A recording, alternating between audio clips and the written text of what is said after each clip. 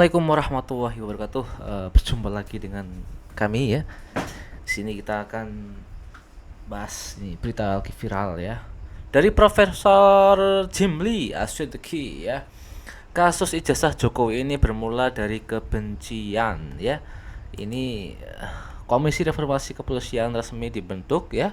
Komisi yang diisi dari 10 orang berlatar belakang bidang hukum, purnawirawan dan anggota Polri aktif ini bertujuan untuk membawa angin segar dalam tubuh Polri. Namun pembentukan komisi ini tidak serta-merta menuntaskan keraguan dari sejumlah pihak bahwa pemerintah serius mereformasi Korps Bayangkara. Bagaimana Komisi Reformasi Kepolisian ini merespon tuntutan rakyat untuk melakukan pembaruan ya? Dari Jimli Asyidiki ini kita akan berbincang dan menganalisa bareng-bareng. Silahkan kalian kalau mau berdiskusi kalian bisa tulis di kolom komentar ya. Mari kita simak. Kita tahu betul niat mulia dari komisi ini, ada orang-orang hebat di dalamnya, ingin kemudian memberikan perbaikan dan juga merespon tuntutan rakyat. Tapi kami ingin tahu Prof, apa Prof tindakan konkret yang saat ini sedang dijalani, gebrakan apa yang kemudian akan diberikan oleh komisi ini ke depan? Ya pokoknya bulan pertama ini kita menampung masukan-masukan, kita melayani dulu lah ya ke aspirasi rakyat yang tidak boleh kita abaikan. Jadi kami nggak bisa merasa pintar sendiri, ya kan? Betul. Banyak sekali aspirasi yang kita nggak bayangkan. Oh begitu ya, oh begitu. Biar nggak makin gaduh gitu loh Prof. Salah satunya apa? Contoh? Apa tuh misalnya? Itu dia Prof. Yang bikin gaduh sekarang apaan? Banyak kasus kan Prof, apalagi soal menyinggung soal proses-proses hukum yang sudah ditangani Polri. Apaan? Contohnya? Prof mau bahas dari yang mana dulu nih ya? Enggak, yang paling hangat apa? Oke, kalau menurut Prof deh, apa yang paling gaduh saat ini yang ditangani Polri? Apa ini? Roy Suryo ini? Ijazah. Saya rasa boleh. Itu saya kira salah satu yang harus kita cari solusi terbaik. Nah, menurut Jimli Asyidiki dari kasus polisi yang paling gaduh yaitu terkait Roy Suryo ya. Ini bagaimana PR ya dari pemerintah untuk menyelesaikan solusi dari permasalahan ini dan tidak memihak siapapun ya, termasuk Pak Jokowi walaupun beliau mantan presiden RI yang ke-7, walaupun dia mantan presiden ya, jika salah ya harus dihukumi yang sebenar-benarnya. Begitupun dengan Roy Suryo apabila beliau memfitnah ya atau menyebarkan kebencian dan sebagainya ya harus dihukumi ya. Karena begini ya, kalau saya lihat ya, ini kayaknya merembet-rembet dari ijazah Jokowi, kemudian ijazah Gibran, nanti kemana lagi? Ini kemarahan, kebencian itu akan menimbulkan kemarahan sebelah pihak satu lagi. Nah, maka di sini muncul kebencian, di sini muncul pemujaan. Sama-sama irasional. Haters tidak rasional dan lovers tidak rasional juga. Tidak rasional. Sini, gitu kan? Nah, pangkal tolaknya itu karena kebencian. Nah, merembet kebencian kepada putranya yang sudah jadi wakil presiden. Wakil presiden ini kan sampai 2029, maka jangan-jangan isu ini akan terus sampai 2029. Misal dipidanakan, apa akan berhenti? Buktinya, siapa namanya yang sudah keluar penjara? Bambang Tri, terus saja dia. Jadi nggak selesai-selesai. Nah, maka kita harus cari upaya. Memang harus ada pihak ketiga. Ini kan beberapa nama kan pihak sudah ketiga itu kan memang pengadilan. Kalau pengadilan mengenai kertas, surat, itu kan pengadilan tun. Problemnya pengadilan tun ini sudah kadaluarsa, nggak lagi bisa menangani kasus ini, ya kan? Nah, maka jalan keluarnya ya pidana. Pidana ini ujungnya penjara. Apakah menyelesaikan masalah? Buktinya enggak, Babang Tri terus saja ngomel. Tapi kan ini sudah berlanjut, sudah sampai penyidikan, sudah ada tersangka. Nah, bisa saja sebagai alternatif ya, perlu dipikirkan. Misalnya, prinsip restoratif justice itu coba dipraktekkan di kasus besar kayak begini. Jadi bukan hanya yang kasus-kasus kecil, tapi kasus besar begini, besar bukan skala substansinya, tapi besar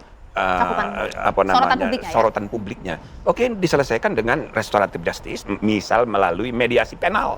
Yang disebut mediasi penal itu, contoh? Ya ini, ya di mediasi. Ujungnya ini kan mau pembuktian ijazah. Oh, sama-sama dihadapkan saja dihadapkan, gitu. Tapi syarat. Nah, di sini Pak Profesor Jimli meminta untuk mediasi ya final. Ini menarik Ya, sekali. dua-duanya harus bersedia. Nah, misalnya begitu ya. Sehingga Polri itu tidak dibebani oleh kasus-kasus kebencian dan ketersinggungan yang sifatnya pribadi. Ini meskipun sudah masuk Nah, mungkin dari sini Pak Jimli untuk menyelesaikan masalah tersebut, solusinya yaitu dengan cara mediasi dari pihak Jokowi dan Roy Suryo ini ya, harus bertemu. Apa sih yang diminta dari Roy Suryo? Cobalah dituruti sama Pak Jokowi. Ya, jangan lempar bola sana, lempar bola sini. Kasihan lah ini Polri ya. Bener sih apa yang dikatakan Pak Profesor ini. ke penyidikan, ini masih bisa dimungkinkan ada Ya, rasa kalau para pihak mau kan memang tugasnya polisi, begitu juga jaksa sesuai dengan peraturan internalnya polisi, begitu juga kejaksaan, bahkan ada MOU antara mereka Betul. untuk menerapkan restoratif justice.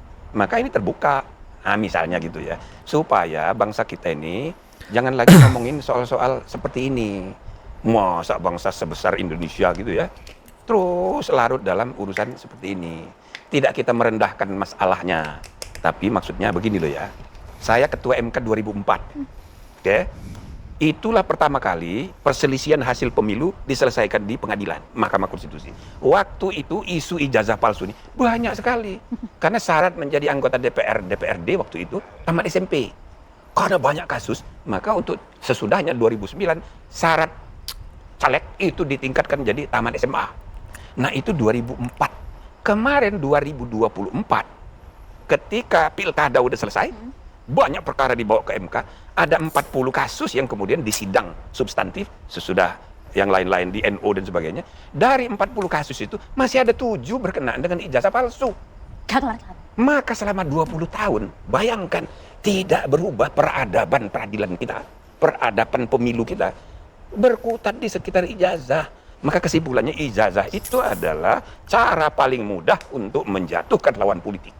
Jadi kalau caleg sama caleg yang ini, calon kepala daerah saling ini, ijazahnya dipersoalkan untuk meruntuhkan wibawanya supaya dia kalah. Jadi itu terjadi sampai 2024 masih kayak gitu. Nah, jadi motif politik di balik isu ijazah ini menjatuhkan lawan politik.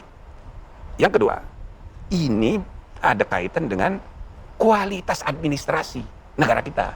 Di semua institusi publik kita ini, kualitas administrasi ya teman-teman ya. Dan ini kenapa nggak dievaluasi dari segi KPO ya? Kenapa gitu loh? Sekarang ini loh udah serba canggih gitu Pak. Kenapa permasalahan ijazah ini nggak selesai gitu ya?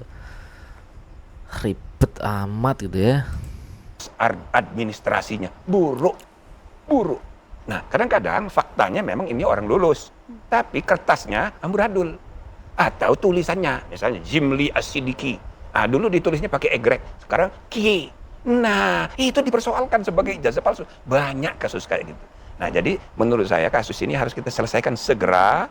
Nah, tapi harus ada kesediaan para pihak ini untuk coba kita mengarahkan perhatian kita ke masa depan untuk membangun bangsa yang berhasil maju, adil, sejahtera, dan apalagi menjelang Perang Dunia Ketiga. Masa kita masih sibuk ngurusin ijazah gitu loh. Ya, karena itu tadi berangkat dari niat dari komisi ini bahwa tidak semua kasus. Ya, tapi ini menarik lagi-lagi ya. Topik menarik di sini Pak Jimli mengatakan untuk menyiapkan Perang Dunia Ketiga. Jadi para elit penguasa sudah membicarakan mengenai Perang Dunia Ketiga ya teman-teman ya. Jadi ngapain loh kita Mulyono terus itu ini Jokowi ini ngapain loh, orang beliau juga udah kelar ya untuk jadi mantan presiden ya. Cobalah diselesaikan dengan baik gitu ya. Dari saya nggak membela siapa-siapa ya, Jokowi pun enggak gitu ya, apalagi Pak Roy Suryo. Namun di sini kita bicara objektif gitu ya. Dari Pak Jokowi mungkin, ayolah Pak Jokowi tunjukin loh ijazah yang asli itu yang begini gini gitu. Tunjukin kepada Roy Suryo. Ini kenapa sesimpel itu soal ijazah. Dan begitupun dengan Roy Suryo itu loh.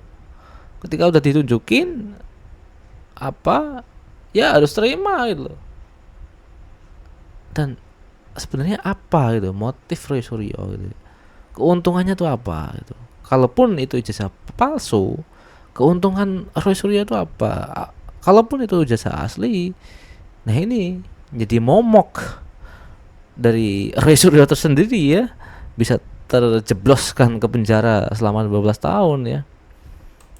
Ini karena yutanya belum diputus kan ini bukannya belum jadi kebijakannya komisi, tapi maksud saya ini salah satu masalah serius yang mestinya bisa diselesaikan. Ini masalah gampang kan sebenarnya, Prof? Sebetulnya gampang, tapi karena dua-duanya emosi, ya kan susah, maka harus Nah ini polisi juga menjadi tanda tanya ya, kenapa masalah sepele segini nggak segera diselesaikan gitu loh. Di mana polisi? Ya kan? Gitulah kira-kira. Dan ini yang juga akan dibahas di dalam rapat komisi. Coba, karena mereka udah minta waktu untuk bertemu, ini Repli Harun dan kawan-kawan, saya udah putuskan, oke, kita terima, nanti apa tuntutan mereka kita dengar dulu. Siapa tahu mereka mau mempersoalkan ini.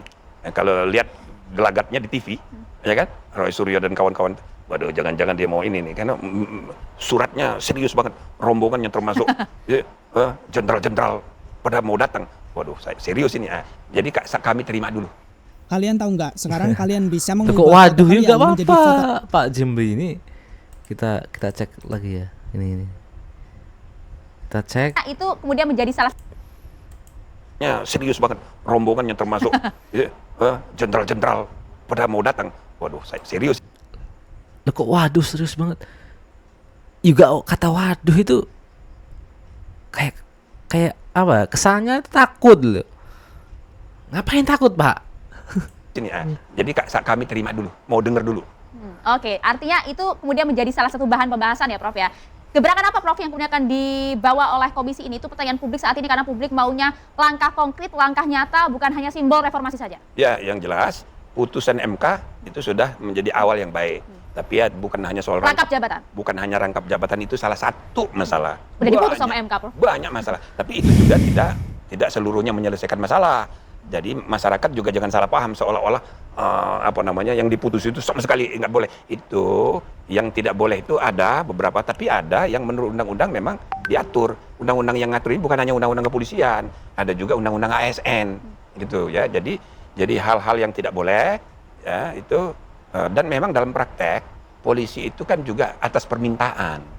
Sekarang muncul kecenderungan beberapa kementerian bikin Direktorat Jenderal Penegakan Hukum, lalu minta dari kepolisian. Jadi itu atas permintaan.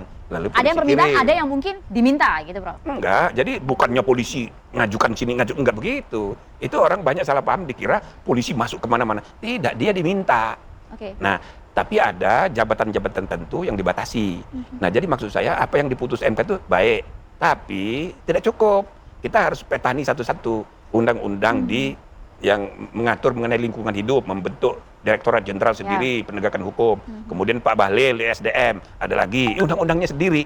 Nah, semua undang-undang ini banyak orang tidak tahu, institusi yang mempunyai kewenangan penyidikan, apalagi yang namanya PPNS, kalau di total ada 57 instansi yang punya kewenangan menyidik.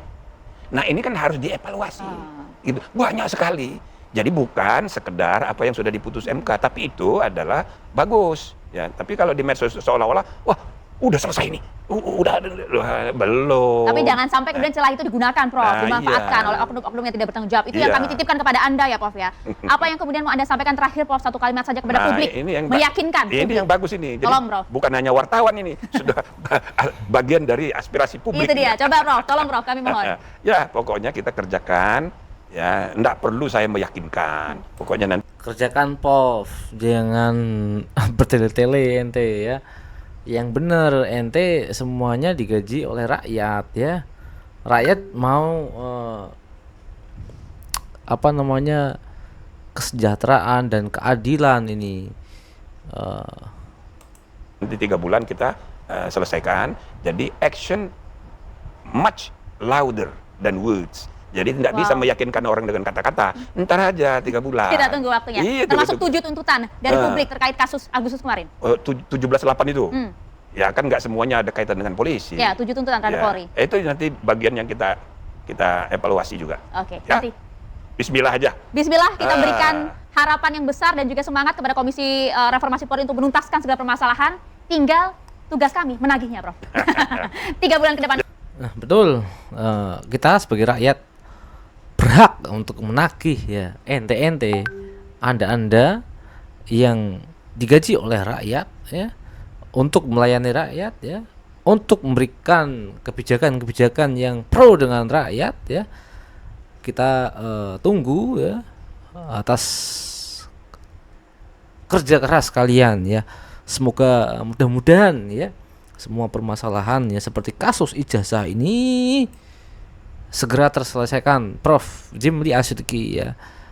Kita berharap ya bertaruh dengan kalian ya, mudah-mudahan kalian bisa menyelesaikan dengan keadilan yang seadil-adilnya. Salam sehat. Assalamualaikum warahmatullahi wabarakatuh.